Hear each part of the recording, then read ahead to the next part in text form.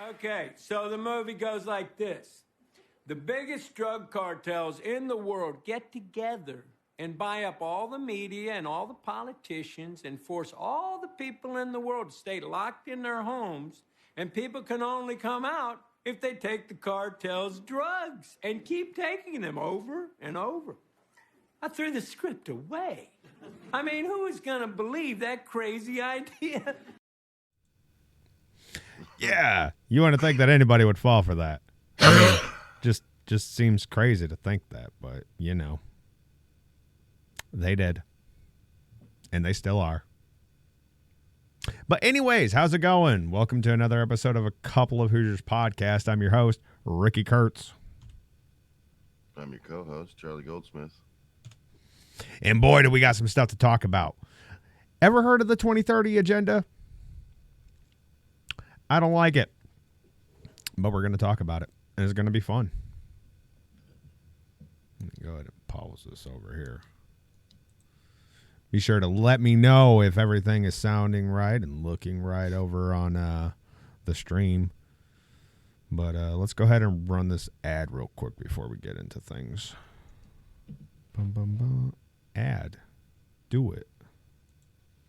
So, A Couple of Hoosiers podcasts. You can find us on Apple Podcasts, Spotify, CastBox, and pretty much anywhere that you get your podcast. We do a live stream show, usually on Odysee, sometimes on YouTube.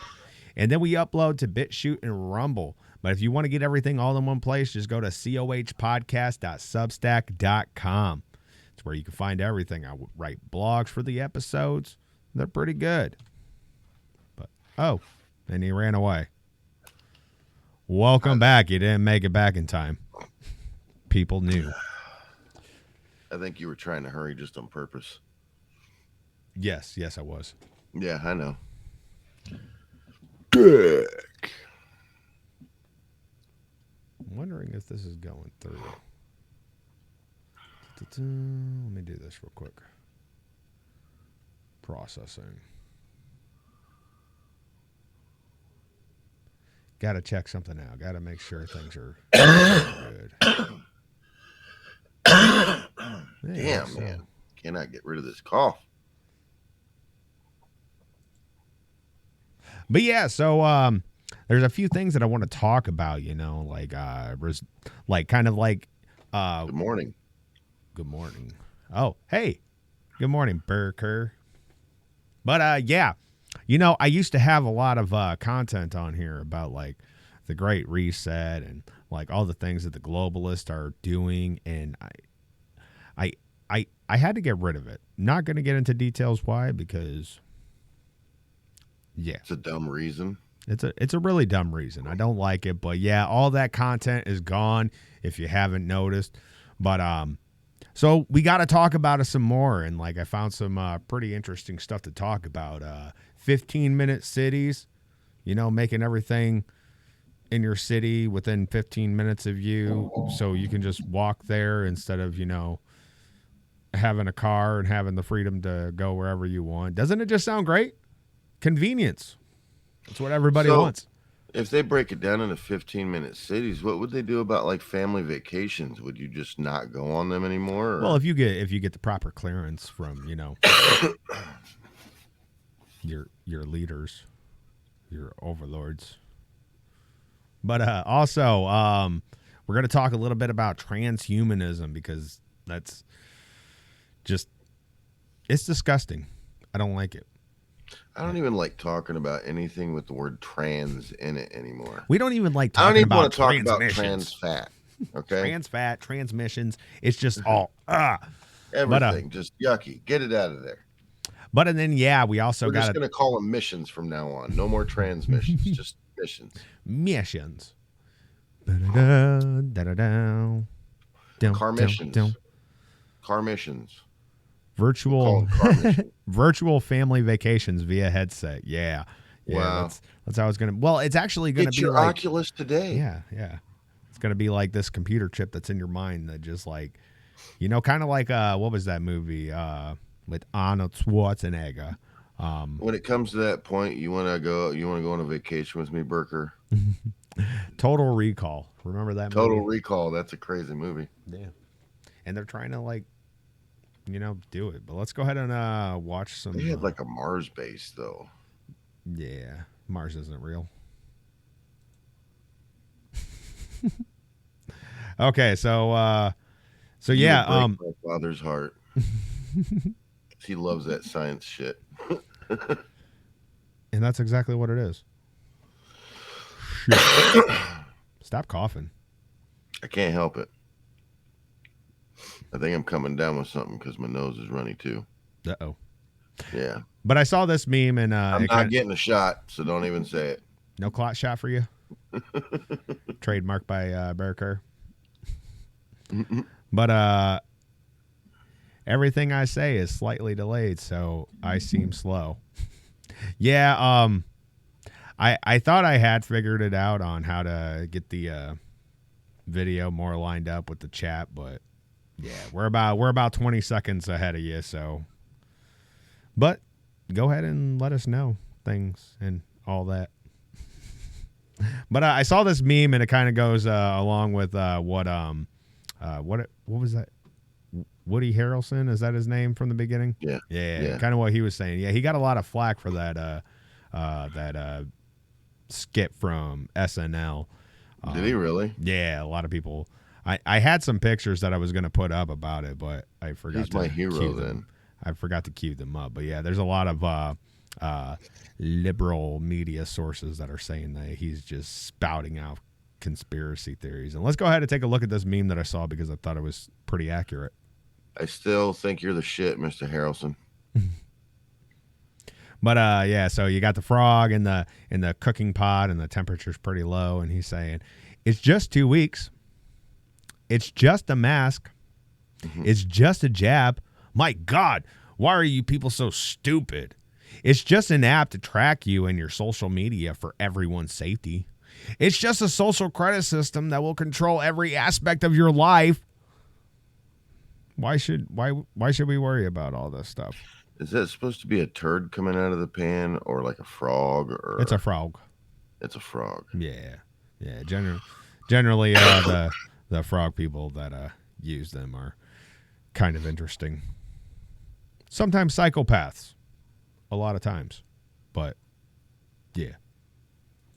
But this was pretty cool. I couldn't remember whether or not I had shown this video on any of the prior episodes, so I wanted to show it again just in case. But there was a protest outside of Pfizer's headquarters, and I just thought it was awesome.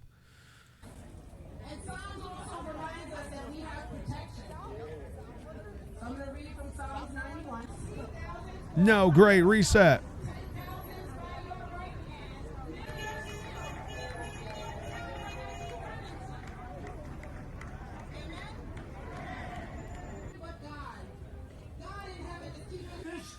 To fight for every child, every senior citizen, everybody that knows in their heart that what they were doing to Malcolm X is back. Mm-hmm. Because they never thought we had it in us to fight against them. They thought they had all of the money. They thought they had all of the power. I think he looks more like Morpheus. They brought off everybody, but they did I think he looks like Denzel Washington right now. Now, I start every conversation that I have because I don't like to call these speeches because I don't just like them. I don't like them putting chemicals in the water that turn the frickin' frogs gay. I know. Eventually I am going to get my soundboard back because that would have been a perfect opportunity. You're correct on that, Bear Kerr, talking about the frogs and everything. And they are putting chemicals in the water, and it's wonderful. But let's check out this video about Cleveland, Ohio, and how they have plans on turning that into a 15-minute city. And let's see what they have to say about it. Mayor Bibb introduced the idea of being the first 15-minute city in the United States. He did this in his State of the City address last night. The urban planning model is new, but city planners told our Sarah Shookman the time is now to tap into federal dollars to address some of Cleveland's deeper problems. Imagine a Cleveland where everything you need is less than 15 minutes away. It's this ideal planning framework where human needs and desires are accessible within a 15-minute walk, bicycle ride, or transit trip. And that's really what we're striving for in this new planning model. City planner Matt Moss says it doesn't have to be a dream. Instead of a concrete jungle where people work and separate places where people live, in a 15-minute city, everything is closer. It's starting out with the city we have now, and then asking residents how they might want their community to grow or change in ways that, again, make things more accessible or provide them with more opportunities to access the things they want to get to in their day-to-day lives. First, planners are making a list of what's there, things like grocery stores, parks, schools, but also workplaces. In some neighborhoods, it's more quality that's lacking due to busted sidewalks or lack of bike lanes or bus stops. In others, whether it's green space or food justice, they're lacking altogether. Problem isn't that we just don't have a store. It's sort of like, well, why don't we have a store? And we need to dig under and get at the roots of that problem. Case Western professor Darcy Friedman directs the Swetland Center for Environmental Health. Her research has shown addressing nutrition equity can start a strategy of change. Because unless people have the ability to eat a healthy, nutritious meal every day, I don't know how we can talk about people being prepared to, go into our education systems or get the best job available for them. Along with building, the city says changes to zoning restrictions and development incentives are likely necessary. Friedman urges community members to make sure they're at the table. Not just asking, demanding to say, where is the space for us to inform what this looks like?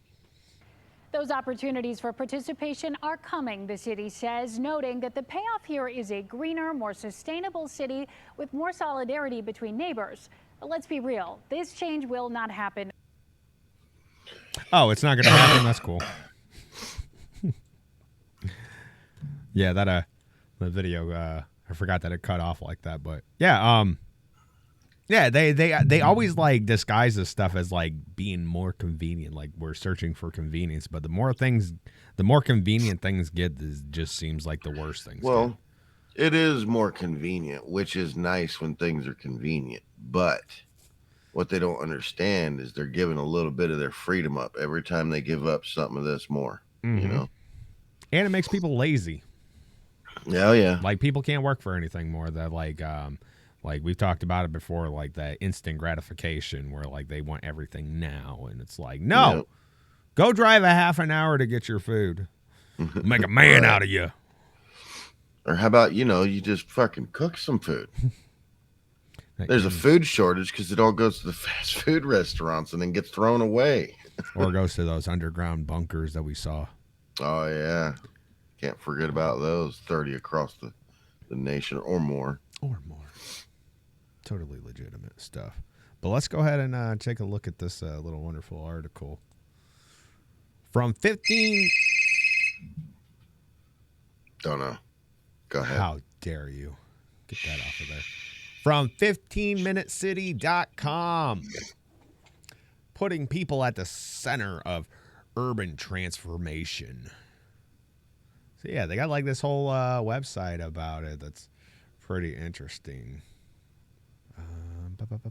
What did I see? Okay, so learn more about the 15-minute city. So everyone living in a city should have access to essential urban services within a 15-minute walk or bike ride. The 15-minute city project is designed to help access-focused urban transformations be what we need them to be: ambitious, inclusive, measurable, and effectively implemented. The project's Twitter and Instagram accounts highlight relevant and inspiring efforts around the world to create 15-minute cities. The blog explores specific aspects and implications of 15-minute cities. The 15-minute city project was created by Dan Lucier, an urbanist and longtime San Francisco resident with a passion for making cities work for everyone. Oh. That ringtone sounds like a parakeet. Oh, parakeet. I was like, what is a parakeet? Let's see what Vision Zero says. Ah, that place looks awesome. The keystone habit for reimagining our transportation system. Are those fucking robots? No, it's a Alcoa worker saving Iceland. I don't know what that is. Okay, let's see if it says anything here. Not parakeet, I mean.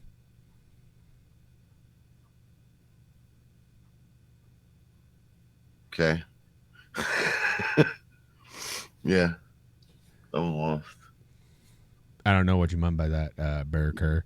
But when Paul O'Neill arrived as the new CEO, I hit enter when I meant to hit backspace, trying to correct it. Duh. Gotcha, bud. Okay, so when Paul O'Neill arrived as the new CEO of Alcoa in 1987, he encountered an industrial company with discontented workers, a sagging stock price, and a mediocre safety record. Almost every Alcoa plant had at least one accident per week. Rather than embark upon a 20-point plan to turn around the company, O'Neill focused relentlessly on just one thing: worker safety. He established a simple, ambiguous goal of zero industrial. Unambiguous. Shut up.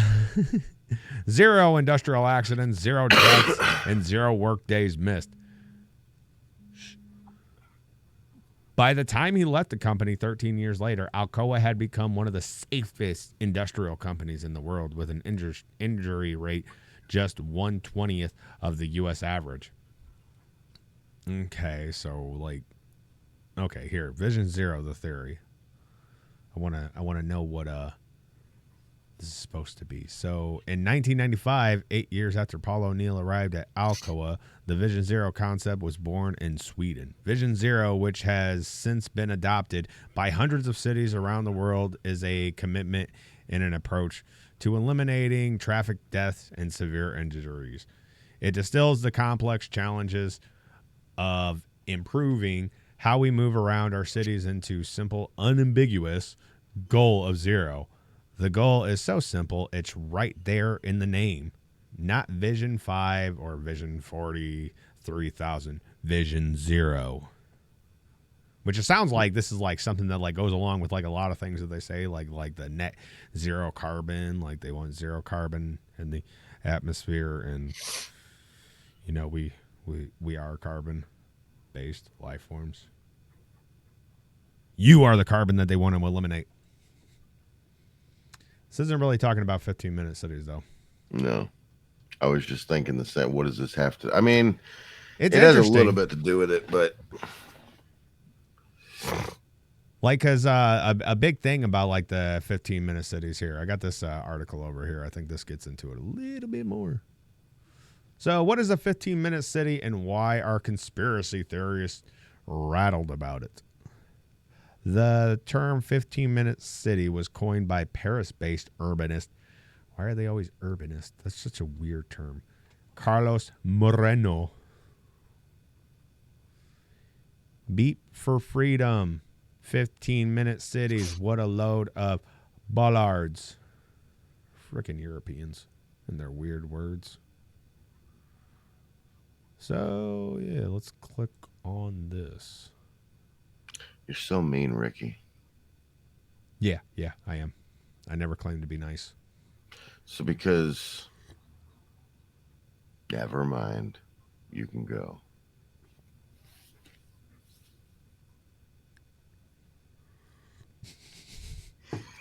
Okay, so imagine living in a place where all amenities like parks, restaurants, schools, grocery shops, and pharmacies are accessible through a 15-minute walk or bicycle ride from your house. It sounds like a dream come true, right? No. Well, that is the exact premise of a 15-minute city. However, not get in my truck and spend 5 minutes going to the store. That's it. No. What did I say earlier? You have to travel 30 minutes away. It is character building. No. The cooking is the character building. Driving is boring. Burker, that's $1 million idea right there. You should bring it up. I have an idea. 14-minute city. Better than the 15-minute cities. Even more convenient.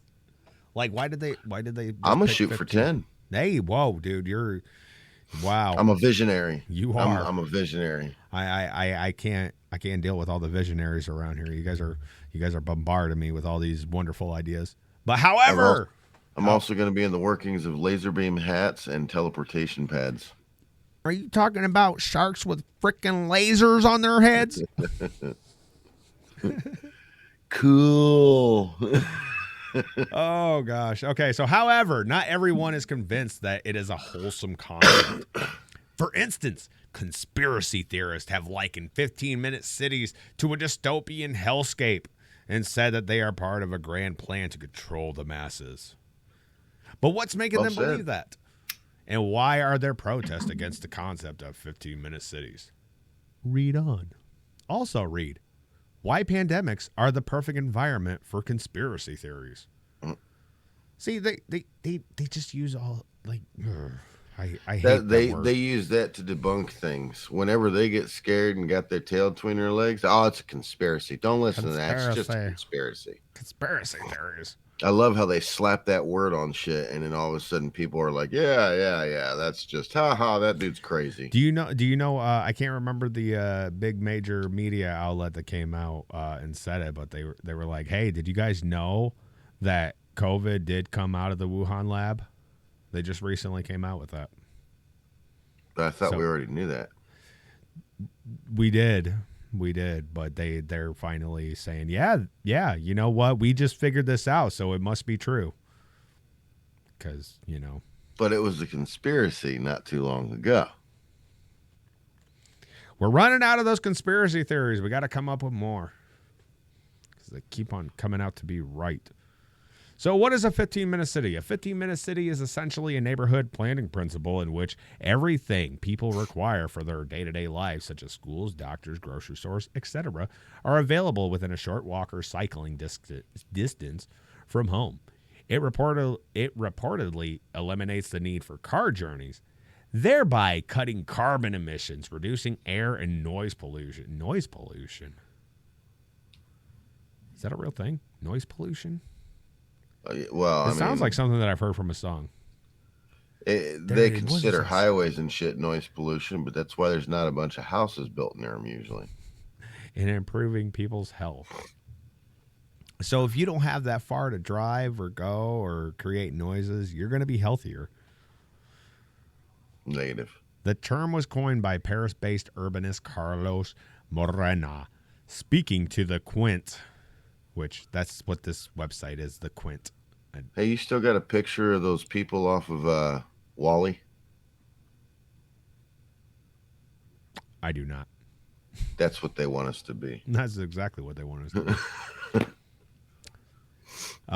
Speaking, no need to get up. Just wheel on down to the grocery store. Just wait till we get into the transhumanism stuff, because that just gets wonderful. Oh God. Okay, so instead of being perfect for cars, it's a proposition to design easy walking distance cities with shops, cafes, schools, public equipment. Short distances are also an opportunity to foster social community with a dynamic neighborhood life. Unless you're one of those radical conspiracy theorists, then you're not going to fit in well with the social community. You're going to have like a little like gold star on you and say that you are like unwelcome here. The future sounds so great. It started receiving international attention when a mayor of Paris, Anne Hidalgo, announced her intention to make France's capital city a 15-minute city. Following her re-election in 2020, the city has since banned cars from parts of Seine? I don't know. Doesn't matter. Seine. It's Seine. Pretty sure. Seine. Freaking weird names and stuff like that. I don't like it. Added cycling routes and created mini parks. Don't we already have like bike routes? How dare they have non-American names? I know, dude. Like what's going on with you guys? Come on, make it easier for me.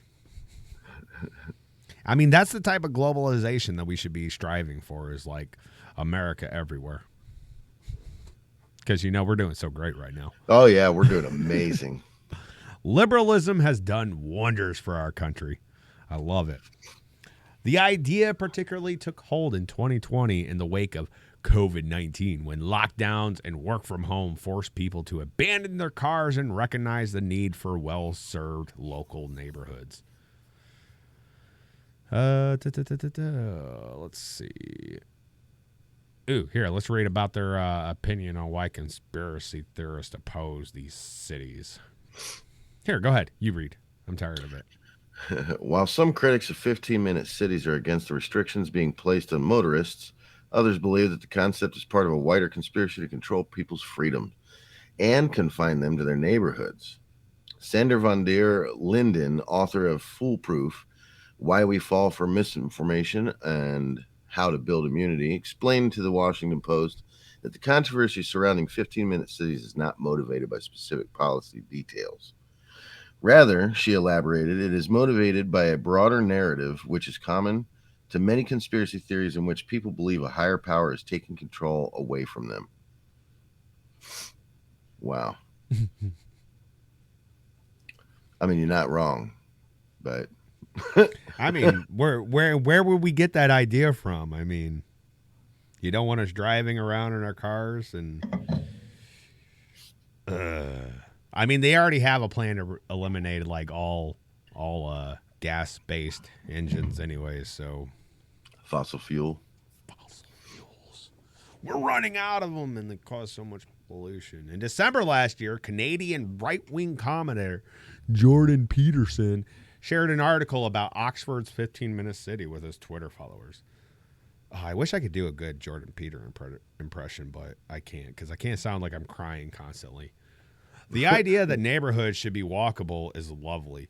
The idea that idiot, tyrannical bureaucrats can decide by fiat where you're allowed to drive is perhaps the worst imaginable perversion of that idea. And make no mistake, it's part of a well-documented plan, Jordan Peterson claimed. You just got to go make your bed. Make your bed and you'll live a better life. Thank you, Jordan. Wow. See, I can't do a good impression. But yeah, I think you guys get the idea. These 15-minute cities, like it's the same thing that they do like all the time. They like strive to like make you recognize how convenient it's going to be, and it's just wonderful. I hope you guys enjoyed. Well, of course, whenever they're trying to push something, they're going to give you all the goods and make it sound, glamorous and fortuitous to take place in it. But it's like, it's not, though. Right. All the shit that they're hiding behind the backgrounds with the curtain, just pull the curtain aside and have a look at what they're hiding. Get out of there, Wizard of Oz. We see you. But yeah, no, I had seen a video. I wish I would have had it queued up, but like they were, because China has been doing stuff like this for a while, and especially like when like the COVID lockdowns hit, like they like really amped it up, and like they have like these like city zones and all that stuff, and like if you want to go from one zone to another zone, you have to like do this like scan thing where you scan an ID and it says like whether you're verified to go into that next zone. I wish I would have queued it up, but wow, that's actually something going on. Oh yeah, yeah. Wow. Wow. Let's go ahead and look at this, because I saw this a while ago and I remembered like at the last minute before we started that this was going on, and it's just wonderful.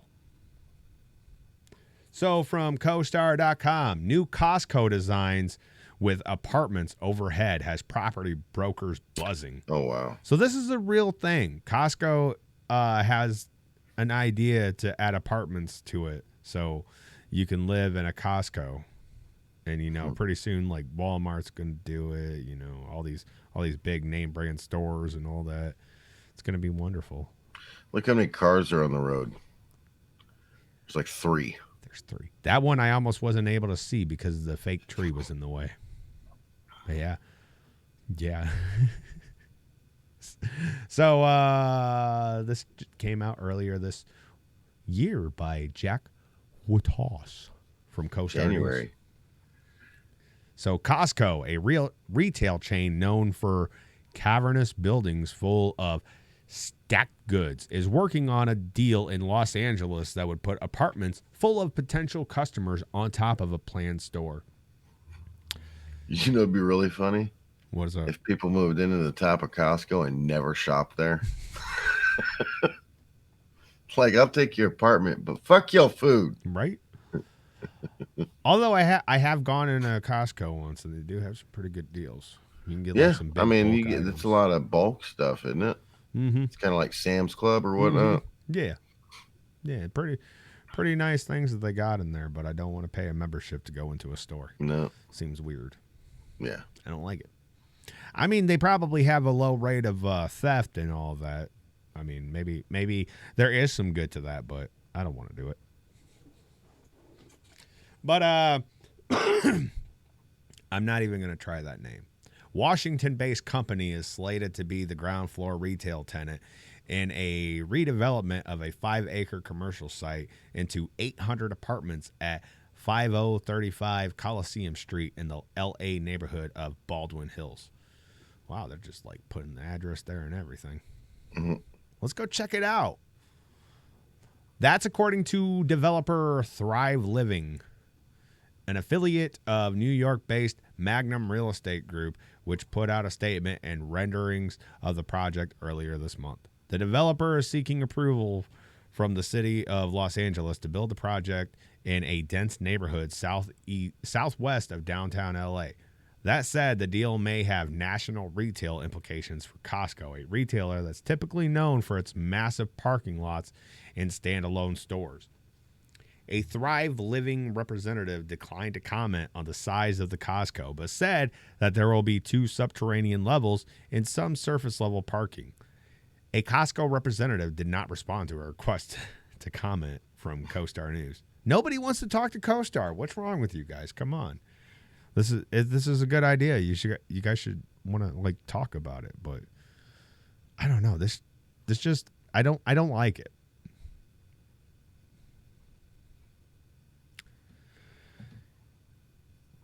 Okay, so Thrive Living aims for roughly 23% of the units, or about 184 apartments, to be set aside for low-income households at the future.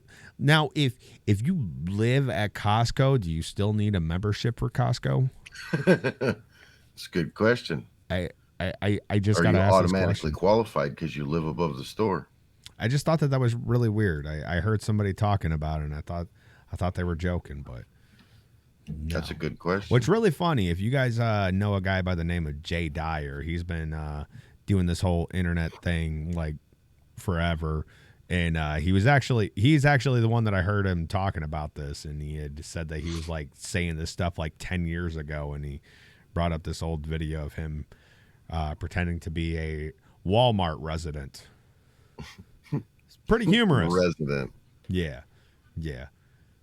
But yeah. That's weird. I for one can say that I don't like apartments already, and if like these big superstores are gonna start putting apartments with them, and where do you live? Oh, Walmart. Just wait till like McDonald's and stuff are doing that. Oh my God. Room service. You ordered a Whopper. That's cheese? Burger King. Quit being so uninclusive. Why can't McDonald's sell Whoppers? We need diversity. We need Burger diversity. King thing. Doesn't matter anymore. McDonald's doesn't sell real food. Maybe that Whopper identifies as a Big Mac. Did you ever think of that? Come on, bud. Get with the times. We're living in great times. But before we jump into transhumanism. Yeah, well, we're giving burgers rights. Yeah. Burgers have feelings too. Move on. But yeah, so like that earlier article was saying, like not too many people are fond of the idea of 15-minute cities, and there's been a little bit of pushback on it. Let's go ahead and take a look at it, because they're not happy. Hopefully a lot of it. The pushback against the UN. A hooded figure removes a base plate for a bollard, then puts cement into the hole. The aim, to make it hard to install a new one.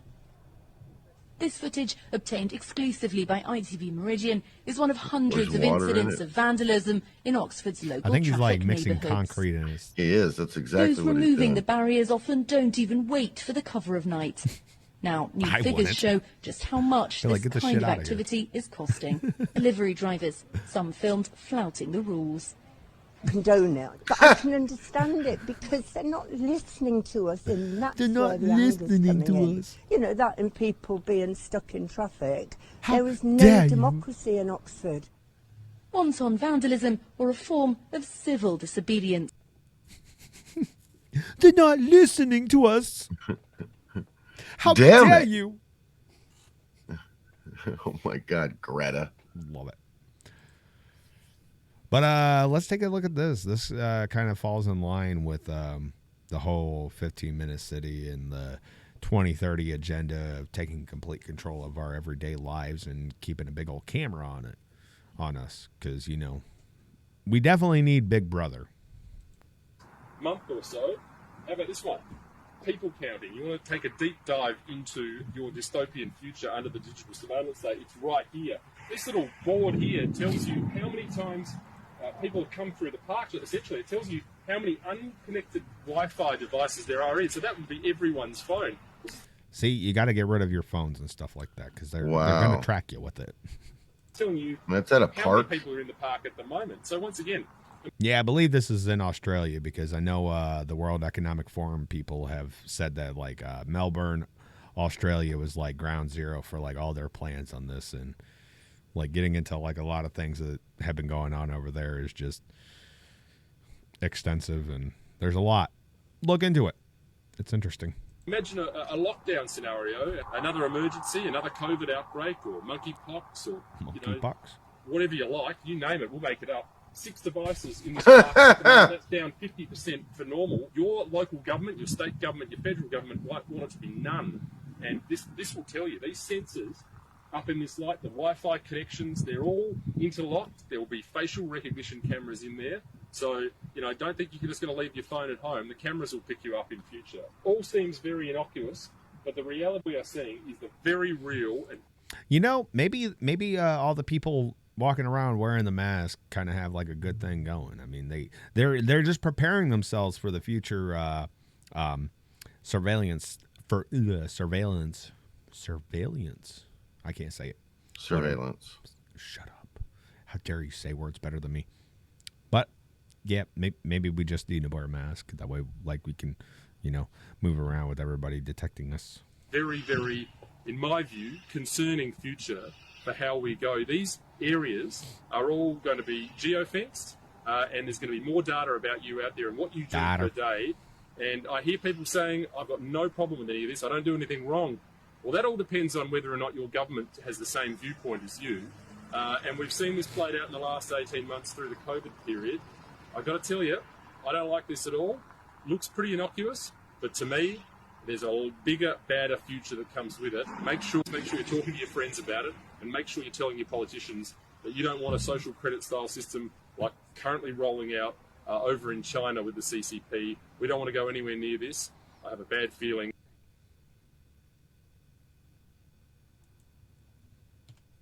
Yeah, I don't know what happened to the audio at the end of it, but yeah, I have heard that from people before, like when I've talked about like the government keeping tabs on you and like surveilling you, and they're like, well, I'm not doing anything bad. Oh, you just got like really like still and stoic. I thought you like froze up for a minute. I was about to say, blink. I like that stoic that you said there. Yes. Indubitably. Indeed. But yeah, like the people that'll say like, I'm not doing anything wrong. I got nothing to worry about. They can keep tabs on me. I don't care. They can like browse everything that I'm doing. I don't care. No. Like it's like, yeah, right now you're not doing anything wrong, but what happens like what if they make beards illegal? I'm going to be in trouble. I'm good. But I mean, it brings up an interesting point. Like, You know, they at any second of the day they can make something illegal that you do on an everyday basis that you have no problem with and think that there's nothing wrong with. Or now that they just have you in several situations on camera, what's to say they can't doctor that or something, you know?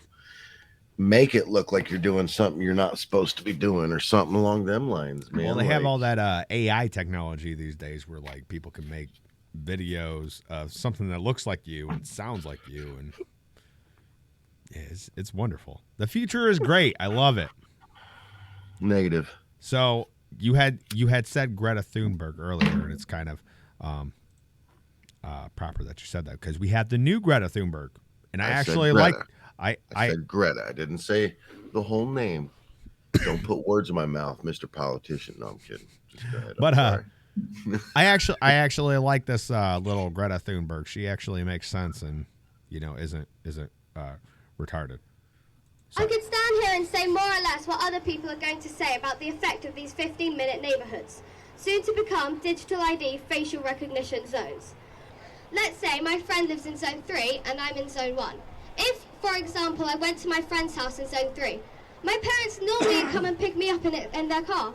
It only takes 10 minutes. So does that mean that they would have to go round the ring road and back into town again? The ring road? If my mum or dad had to drive round the ring road, it would take 30 minutes, causing much more pollution and leaving a much bigger carbon footprint. They will say, you can walk home. Would that be safe for me to walk home? Me as a 12-year-old walking home in the dark alone. Is that really going to be safe? Then they will say, oh, don't worry about that. We've already thought of that. You'll be safe. We will have 1,000 cameras on the streets following you and tracking you all the way home. Just remember, it's for your safety. What? Wow, I do like her. Are you serious? Do you really think I want to be watched every second of the day? Are you serious? Thousands of cameras tracking my every move until I get home. At this point, I have to ask, is my safety that important to me that I want to be followed by cameras all the way home? Or do I prefer to have freedom than privacy? For your information, I still wouldn't feel safe. No amount of cameras is going to stop someone who wants to attack me. True. I want to be safe, but not to the extent that I'm prepared to give up my freedom and my privacy to have it. Privacy. As a 12-year-old, I am really concerned about my future. And to Klaus Schwab, I say this. How dare you! I love that part. How dare you steal my childhood and my future! And the future of all children by enslaving us in your crazy digital surveillance prison. We all know where this is leading. These are the first steps of a dystopian reality called 15-minute neighborhoods. From a small seed, a huge tree can grow. Climate change is being used to control us, to nudge us in the direction the greedy people want us to go. The truth is that the greedy people want total control over everything we do, everything we think, and everything we say. Our government has been hijacked by greedy and selfish imposters posing as politicians. They believe they are better than us and masters over us. And until this problem is effectively dealt with, the tyranny will continue. Thank you. Wow. Now my question is, was that written by her or somebody that put her up to that? Who knows? But everything that she said was true. If the youth of society is starting to see this and saying shit like that, that's wonderful. But if that's just some adult using that child, right? You know, which it probably is. But I mean, hey, we got to wake up people somehow because people dumb, people really dumb, people real dumb, real dumb, real dumb. But yeah, now that we're done talking about 15 minutes, I really like that part where she started getting into the, how dare you? You're stealing our future in my childhood. I couldn't stop laughing when I first saw that. That's exactly how Greta started her shit, too. How dare you? Oh, it's wonderful. For money. Okay, I'm done. We're going to talk about transhumanism now because that's a wonderful topic. And negative. I love it. But dude, we're gonna be like, topic, but it's not a wonderful topic. No, it's wonderful because we're gonna be like superhumans. No. serious. No, I am a superhuman.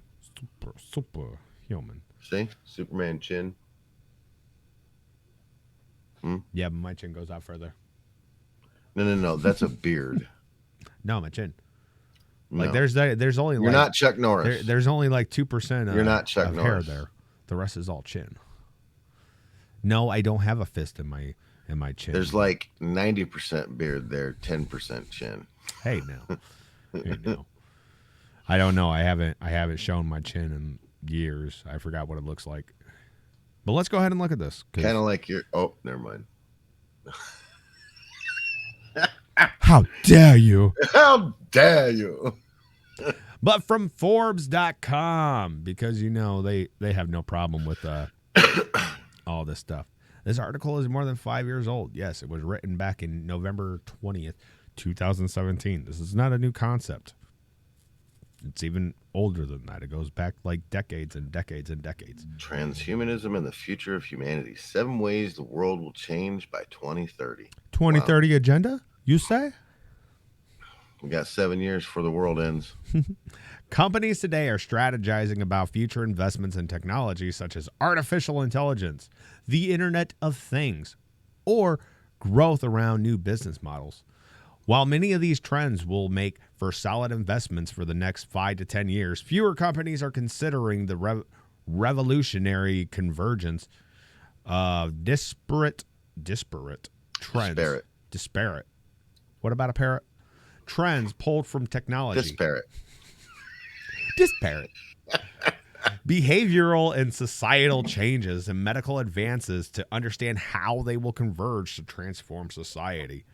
The transformation will be messy, complex, and sometimes scary. Most of the time scary. I have nightmares about it. But signals already point to a future of humanity that will blur our identities into transhumanism. That's a pretty cool picture. I'm not going to lie. I like that. Can I make it bigger? Nope. Forbidden. Did I mess everything up? Okay. Okay, to understand this topic, our visionary innovation group looked at 3 fundamental pillars of humanity and how they will evolve over the coming 10 to 15 years. Our bodies, our thoughts, and our behavior. After identifying the driving forces that will transform these fundamental pillars, we extracted key themes emerging from their convergence. Ultimately, our goal was to determine the ways in which the changing nature of humanity and transhumanism would affect individuals, society, businesses, and government. A few of the trends that emerged from the study include the following 7 trends. We hope they will spark discussion and innovation at your organization. Our bodies will be augmented. Go ahead and read about this. Oh, the coming years will usher in a number of body augmentation capabilities that will enable humans to be smarter, stronger, and more capable than we are today. Wearables will be the one form of body augmentations, but they will far surpass the fitness trackers of today. In the future, we can expect the arrival of contact lenses that can take pictures or video, universal language translator earbuds that allow us to communicate anywhere in the world, and exosuits that increase physical strength.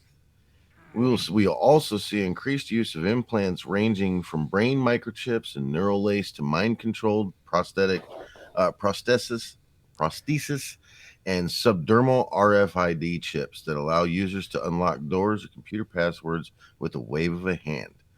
However, the most powerful body augmentation will come from biological augmentation as a result of increased insight into our genomes, advanced in IVF technology that may allow us to use the most intelligent embryos and powerful CRISPR gene editing technology. Wow. Now they're getting into gen technology. Genomes and shit. Most intelligent, blah, blah, blah, blah. Technology which may one day give us the ability to eliminate all heritable disease. Doesn't that just sound wonderful? I really like the part about the waving the hand to open the door. It sounds like some like Jedi stuff. These are not the droids you are looking for. This is not the door that's unlocking for you.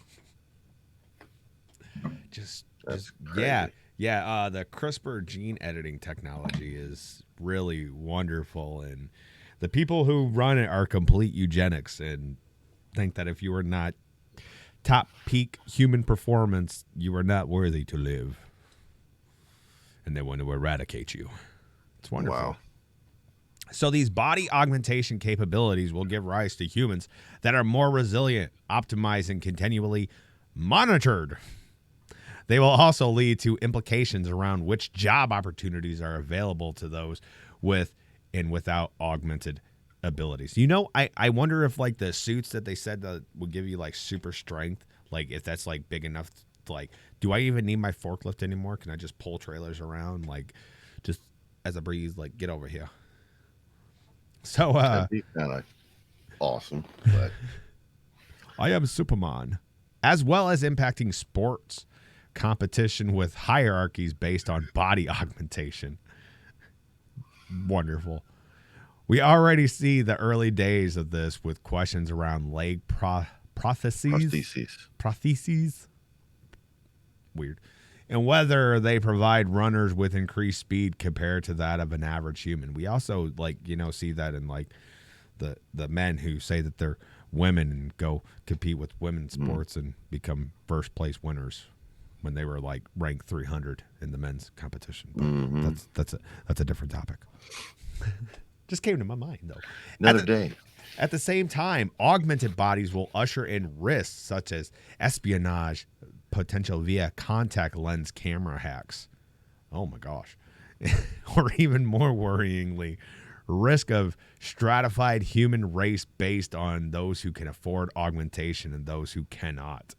Well, I mean, like at that point, we're going to have like the whole UBI and you're just going to live off this universal basic income that will be paid for by the government that just keeps on printing off worthless dollar bills that it won't be dollar bills by then. No, they're gonna have that whole like what is it, that digital currency and stuff. Like it's gonna be fun. It's gonna be fun. Our thought processes will be faster and more transferable. You know, I kind of wouldn't mind this, like if they can make like my memory retention a little bit better, because like I have these moments where like I read something and then like I forget like the first thing that I read. It sucks. That's why I have to like read things like 100 times and then I know what's going on. But it's wonderful. Both wearable and implantable brain-machine interfaces, BMIs, are in development from organizations that include Elon Musk's Neuralink, Facebook, and DARPA. Frickin' Facebook.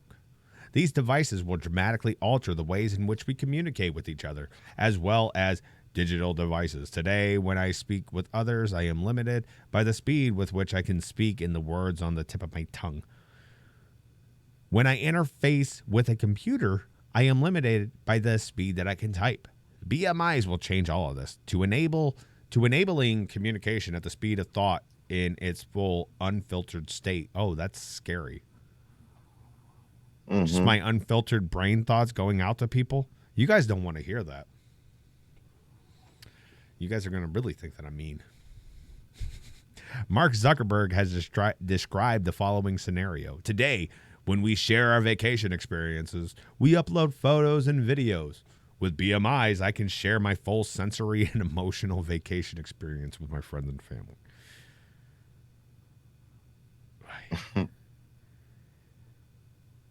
Go ahead with this one. Gamification and behavioral science will increase human productivity. Early innovators such as Uber are already harnessing the incredible combined power of behavioral science, gamification, and AI. Uber's behavioral science techniques include queuing up the next drive as the default option, not revealing the profitability of that ride, which is an uncertainty technique that is most often used in gambling.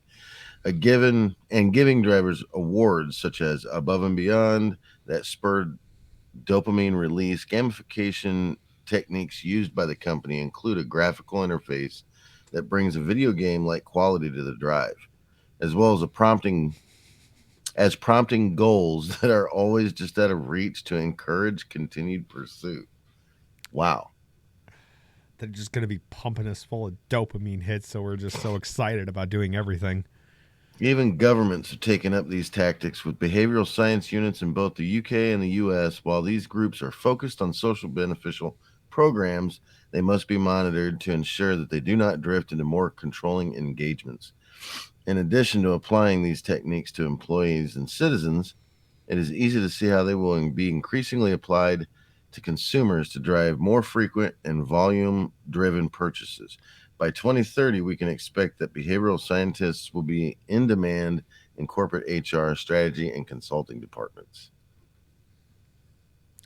This like really seems like we're reading like the description of like a science fiction game or movie or book.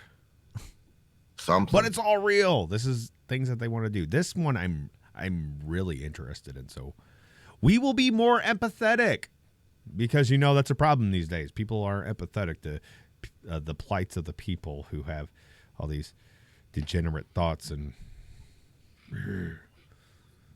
so let's see how they want to control my mind this way.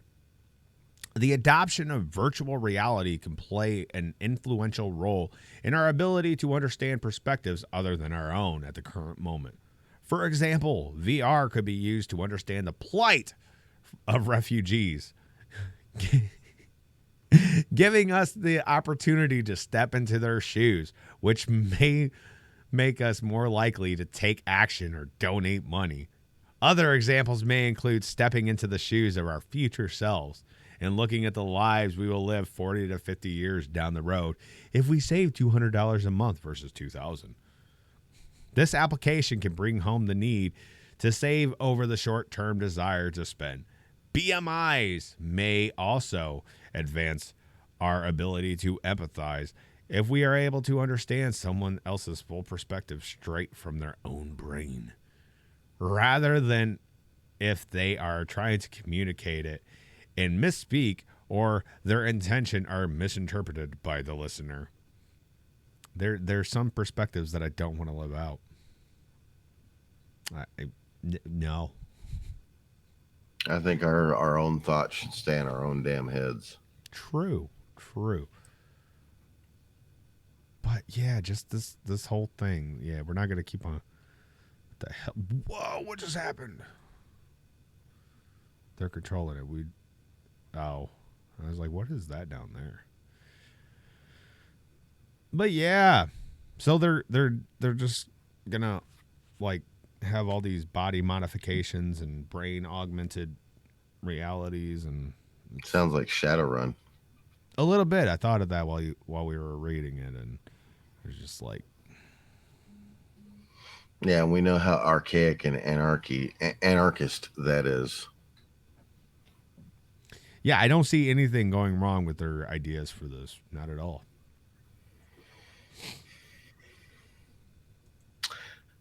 Actually, it's oddly similar to Shadowrun, where corporations are starting to more run countries than, politicians.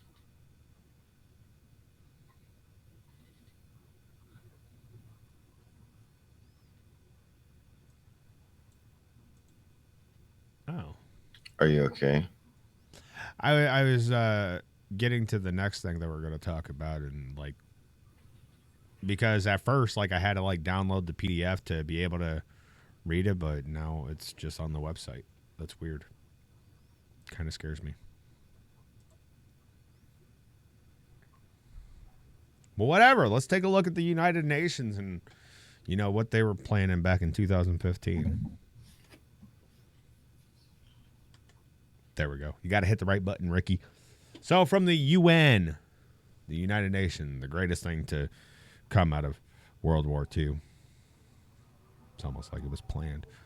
But transforming our world, the 2030 agenda for sustainable development. And that's like the big thing that they try to paint this picture is as everything is going to be more sustainable and inclusive and blah, blah, blah. Everything to make you think that it's a great idea that they're taking control of our everyday lives. But what is the preamble to this? Why do they want to do this? This agenda is a plan of action for people, planet, and prosperity. It also seeks to strengthen universal peace and larger freedom. We recognize that eradicating poverty in all its forms and dimensions, including extreme poverty, is the greatest global challenge and an indispensable requirement for sustainable development. All countries and all stakeholders acting in collaborative partnerships will implement this plan. We are resolved to free the human race from the tyranny of poverty and to heal and secure our planet. We are determined to take bold and transformative steps, which are urgent. These letters are too damn small. Struggling to see them. I'm blind. It's almost like I need glasses or something. So we are determined to take bold and transformative steps, which are urgently needed to shift the world onto a sustainable and resilient path.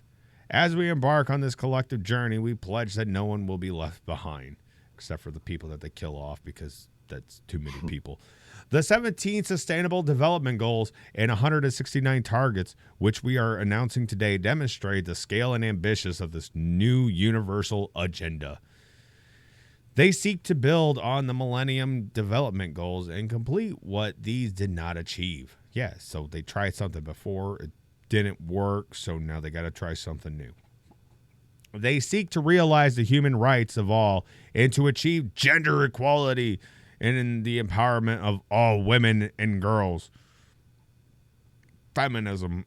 They are integrated and indivisible and balance the three dimensions of sustainable development: the economic, social, and environmental. The goals and targets will stimulate action over the next 15 years in areas of critical importance for humanity and the planet.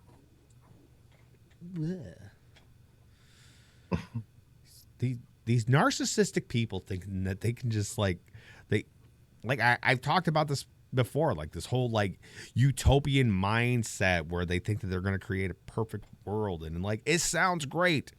I don't want anybody to like have horrible lives and stuff like that, but sometimes struggle is actually good for you. It is character building. Makes you a better person. Mm-hmm. Makes you thankful for the things that you achieve instead of just being I did that because, a couple days ago. Like people have always talked about it, I know when I was growing up, like we knew kids that like came from like wealthier families, and they didn't have to struggle for anything, and like we were like, oh well, they're prissy, and like they can't handle the real world and all that stuff. And like these people that have this idea, like poverty has been something that has existed through all walks of like economic type of world. Like I know a lot of people, a lot of those socialists like to blame capitalism for it, and it's like it's been in existence forever. Like there's always been rich people, there have always been poor people, there have always been greedy people, there's always been like good people. But I don't know. It's. We'll go back over there, but yeah, I cannot stand this stuff. It's purely satanic, and I don't like it. But let's keep on going. Here, go ahead and read these ones. We are determined to end poverty and hunger in all their forms and dimensions, and to ensure that all human beings can fulfill their potential in dignity and quality and in a healthy environment. Ooh, I just thought of something. If we eliminate like 90% of the population of people on the earth, we won't have this problem anymore. Like we don't even have to go through the rest of this. That sounds like a really great idea. Like if there's only like 10% of the population, think of how much resources we can use for ourselves. You were the one that commissioned the Georgia Guidestones, weren't you? Maybe. I knew it. And then I blew it up because people were starting to catch on to my plan. We are determined to protect the planet from degradation, including through sustainable consumption and production, sustainably managing its natural resources, and taking urgent action on climate change so that it can support the needs of the present and future generations. Prosperity. We are determined to ensure that all human beings can enjoy prosperous and fulfilling lives, and that the economic, social, and technological progress occurs in harmony with nature. I'll let you have peace. Ew, how dare you. Okay, so peace. We're determined to foster peaceful, just, and inclusive societies which are free from fear and violence. There can be no sustainable development without peace, and no peace without sustainable development. Partnership. We are determined to mobilize the means required to implement this agenda through a revitalized global partnership for sustainable development based on a spirit of strengthened global solidarity, focused in particular on the needs of the poorest and most vulnerable, and with the participation of all countries, all stakeholders, and all people. So you really have no choice in this. You're going to be a part of this. Determined to mobilize the means required to implement this. What are the means? Where did just what? Very top. First sentence you read. Oh, see, I told you I have a memory retention thing that doesn't always work. We're determined to mobilize the means required. So whatever it takes to do that, like. Yeah, but what are the means is my question. That's not for you to know. You're not in charge of this, but you will be involved. Whether you're the one that's like helping them get it through, or whether you're the one getting loaded up into a gas chamber. I feel like that's a very aggressive statement in more ways than one. Determined to mobilize the means required to implement this agenda. We wanted the oil over there, so we mobilized the means required to implement us getting the oil over there. I'm talking about Iran and Iraq and all that. Yeah. What are you talking about? We were just spreading democracy and looking for weapons of mass destruction. It had nothing to do with their oil. Determined to mobilize the means required. Oh, I don't care about what you guys say. Okay, our vision. Fuck their vision, too. I know what their vision is. Wait, I think... I know what their vision is. Okay. World domination through submission and coercion. The globalist. Until they get to such a point where they can just put their thumb on us and we don't give a damn. I'm going to squish a few today. I'm going to squish a few tomorrow. Just squish the plebes. You guys can live. Our vision and these goals and targets, we are setting out supremely ambitious and transformational vision. A supremely ambitious and transformational vision. Okay. We envisage a world free of poverty, hunger, disease, and they're going to get rid of diseases too, and nobody's going to want it. That is ambitious. Where all can thrive. We envisage a world free of fear and violence, a world with universal literacy.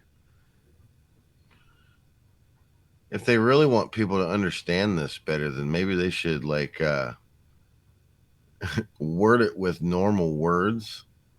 Like, why do you have to use envisage? Why not just use we envision a world? Like, why you got to be so extra? Because why do they always got to be so? You know why? Because it's I can't think of the word right now.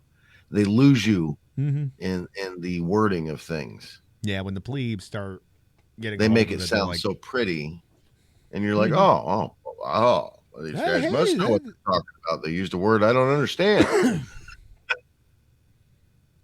I hate that they do that. A world with universal literacy. What's going to happen to the people that can't read? Are they going to fix that too? What about blind people? Well, they're going to get rid of disease, so there's going to be no more blind people. We are determined to mobilize whatever we need to do. A world with equitable, and universal access to quality education at all levels, to health care and social protection, where physical, mental, and social well-being are assured, even though they're pushing transgenderism with it, which is a form of mental impairment that I don't understand and don't like. They are determined to move on. Whatever means necessary to implement this. A world where we reaffirm our commitments regarding the human right to safe drinking water and sanitation, and where there is improved hygiene, and where food is sufficient, safe, affordable, and nutritious. A world where human habitats. They're going to build human zoos, dude. They're going to build human zoos. Here's the illiterates. Here's what we used to call poor people. Now they're just caged. We feed them every. Don't get too close now. They got rabies. Human habitats. That's. They got ideas. Dude. Don't get near them. How pretentious is that? That really bugs me. A world where human habitats are safe, resilient, and sustainable. Like that just like that really just shows like what they think about, people that aren't in their circles. We're animals to the 1%ers. We're sheep. So horrible. That's all these people that were wearing masks and shit during that whole COVID thing. I kept calling them sheep because they're sheep. Who's you told? Put your mask on. Sheep. Okay, let me see. There was something else that I had read in here. You're making a bad judgment. Bad. Okay.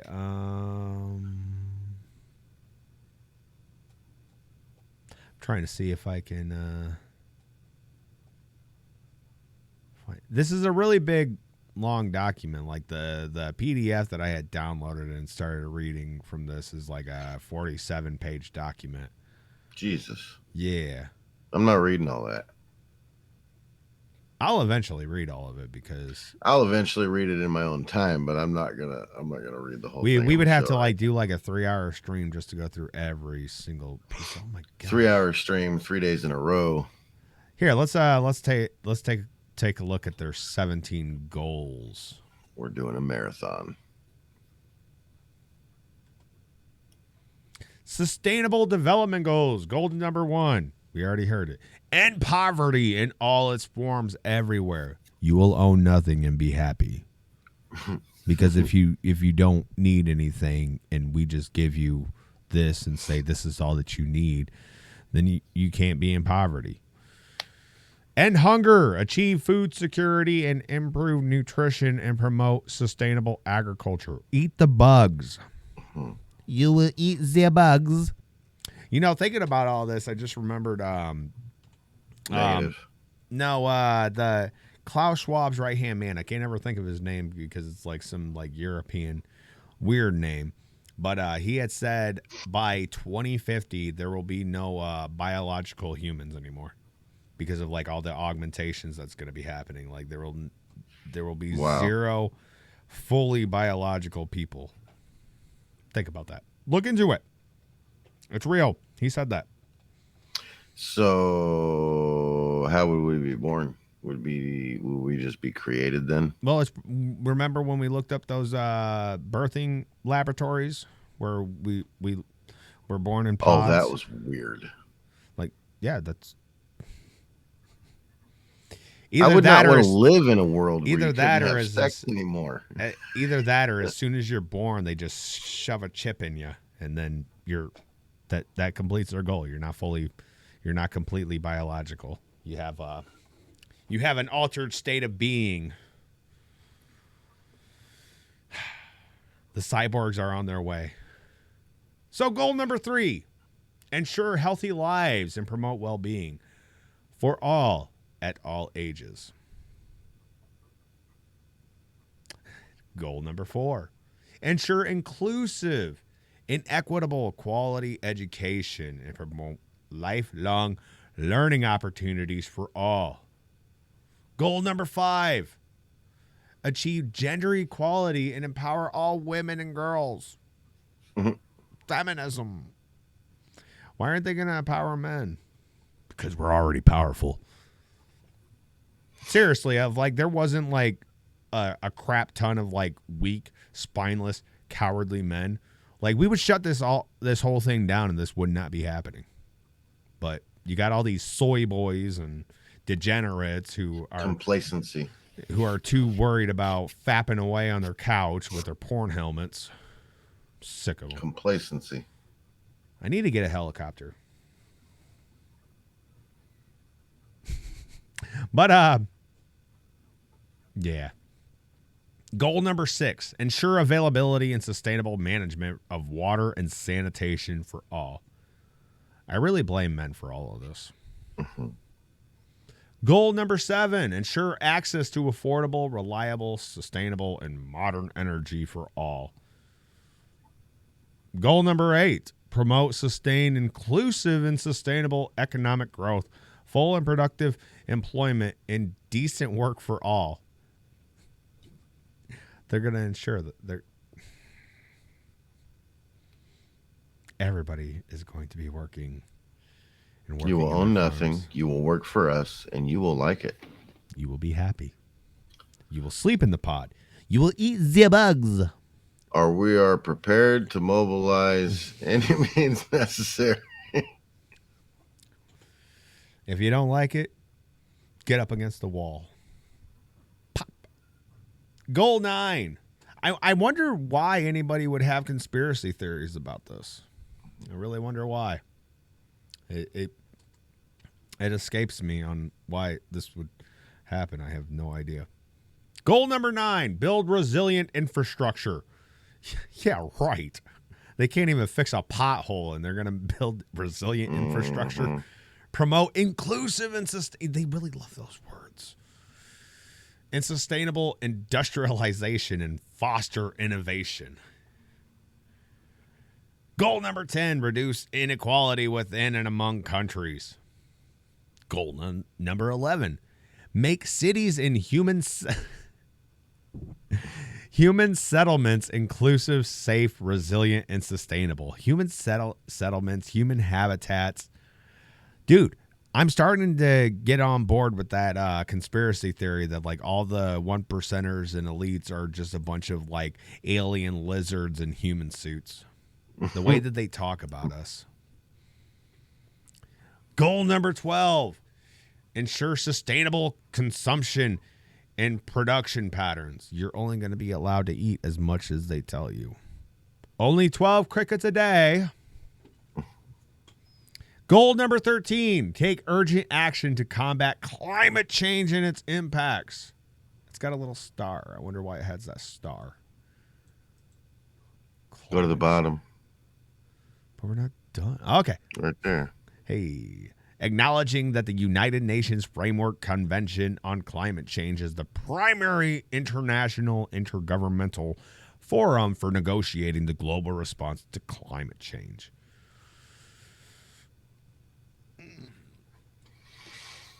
Goal number 14, conserve and sustainably use the ocean, sea, and marine resources for sustainable development. Goal number 15, protect, restore, and promote sustainable use of terrestrial ecosystems, sustainably manage forest, combat desertification, and halt and reverse land degradation and halt biodiversity loss. They're going to stop all that? Wow,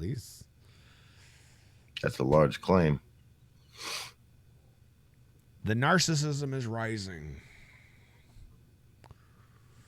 Goal number 16, promote peaceful and inclusive societies for sustainable development.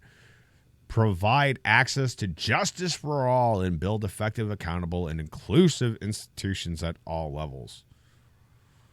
Goal number 17, strengthen the means of implementation and revitalize the global partnership for sustainable development. End poverty.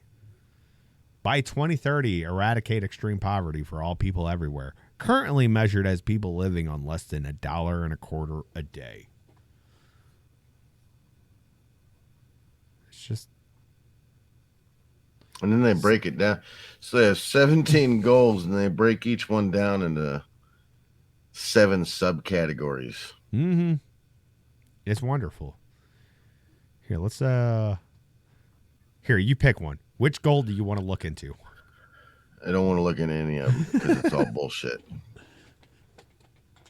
That's because I am a self-prescribed male feminist, and I completely agree with feminism and thinks it's the greatest thing to ever happen. We're going to look at goal number 5 because that's the most important thing.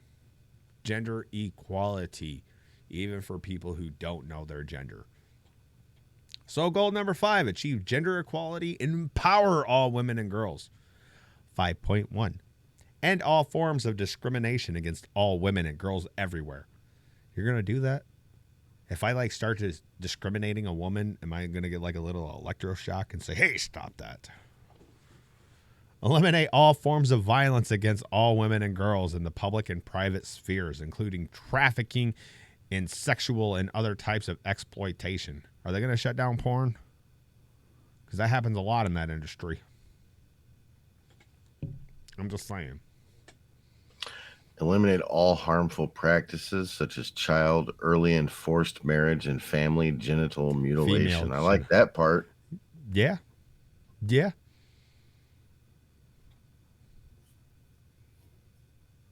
Yeah, stop with the genital mutilation. You know, these are the same people that are currently now promoting transgender surgeries for children, but 2015 they made this claim. 5.4, recognize and value unpaid care and domestic work through the provision of public services, infrastructure, and social protection policies, and the promotion of shared responsibility with the household and the family as nationally appropriate. Weird. 5.5, ensure women's full and effective participation in equal opportunities for leadership at all levels of decision making in political, economic, and public life. Have you ever met a woman that can actually make a decisive decision on anything? Hey babe, where do you want to go to eat? I don't know. Why don't you pick? Well, I don't care. How about we go here? No, I don't want to go there. Well, how about here? No, I don't want to go there. These people crazy. Okay, so 5.6, ensure universal access to sexual and reproductive health and reproductive assure that they can have abortion and kill babies. Yeah. Program of action of the International Conference on Population and Development and the Beijing Platform for Action. Yeah, because Beijing had, great ideas for, population. You will eat the bugs, deplorable Steph, and you will like it. There's no opting out. You'll get a little zap from your brain chip in your head. You will eat the bugs. These people. 5. Okay, so they had the 5.1s and all that. Now they got 5.A. Instead of, just going to 5.7, they had to do 5.8. Undertake reforms to give women equal rights to economic resources, as well as access to ownership and control over lands and other forms of property, financial services, inheritance, and natural resources, and according with Now, how is this going to work if we're not going to own anything? Now they're just talking out of their ass. They've been talking out their ass since number 1. And enhance the use of enabling technology, in particular in particular information and communication technology, to promote the empowerment of women. 5.C, adopt and strengthen sound policies and enforceable legislation for the promotion of gender equality and the empowerment of all women and girls at all levels.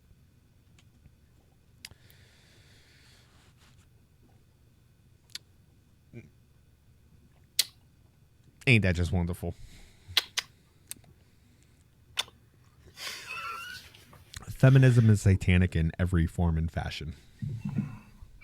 Keep women in the kitchen, chained there, barefoot, making babies. This is all they need to do. Don't you just love it? Our world is becoming so wonderful. Our world is being ripped away from us, and there's not enough people that give enough shits. They're slowly doing it. Unfortunately. Yeah, Agenda 2030. They've been talking about this for years, and we see it unfolding before our very eyes. And like I said, there's not enough people that care. Mm-hmm. Because, I mean, people have been calling this stuff out for decades, and everybody's just like, oh, they're just a crazy person. They don't know what they're talking about. Conspiracy theorists, blah, blah, blah. Don't listen to them. They're just crazy. Just crazy. Yeah. But, yeah, I have if you guys see down in the description of the episode, I actually put all the articles and links. The one from, what was that website? thequint.com. About the 15-minute cities. I wasn't able to get that in there because they kept on trying to change the link to something about workplace inclusion. And I was like, see, I just went to that website and it did it again. Panel discussion, workplace inclusion from intent to action. I don't care. Get out of here. You're not even welcome here anymore. You're not going to be on my page. I don't want to look at it. But, yeah, go ahead and check out that whole United Nations things about Agenda 2030 and take the time to read through it, because you'll get a great idea of where our world is heading. Because, you know, whether we like it or not, we can protest all we want, but I have a strong feeling that this stuff is inevitable. And it is, man, unfortunately. And I hate to admit it too, but it is. It's inevitable. But that doesn't mean that we shouldn't stop voicing our opinions about it and tell them that they're a bunch of jackasses, and we're not going to eat the bugs. I really should have had a video queued up about the bugs. I haven't talked about it in a while or showed any crazy videos on it. But yeah, there's tons of people out there already just willing and able to eat the bugs. And there's like a big war going online about the vegans. Who some vegans think that, you know, eating bugs is okay, while others are like, no, it's alive. You can't do it. It's mean. It's mean. If I don't like it, it's mean. You can waste away if you want, but I refuse. I refuse. But let's go ahead and we're gonna close this episode out, and I'm gonna run this ad, and we're gonna get on with our daily lives, because we can't just sit here all day and talk about the crumbling world, because it makes me sad. Very sad. Let's run that ad. Ricky. Don't cry. Well, I'm going to place this ad in front of us. That way they can't see it. Okay. Just so a couple of Hoosiers podcasts. You can find us on Apple Podcasts, Spotify, Castbox, and pretty much anywhere else that you get your podcast. Here's a tissue, Ricky. We do a live stream show on Odysee, sometimes on YouTube. And then we upload to Rumble and BitChute. But if you want to get everything all in one place, go to cohpodcast.substack.com. I write blogs for all the episodes. And then I also make other blogs on interesting topics that I want to talk about. So go ahead and go over there and subscribe. It's completely free. And, you know, like, let me know what you think about it, because I like feedback and all that. I don't know what else to say. I don't know why you guys are still staring at me. The episode's over. Just go away. Have a nice day, though. Go away and have a nice day. Have a good weekend. See you guys next Saturday. Bye. Peace. Oh, where's my outro button? There it is. Bye.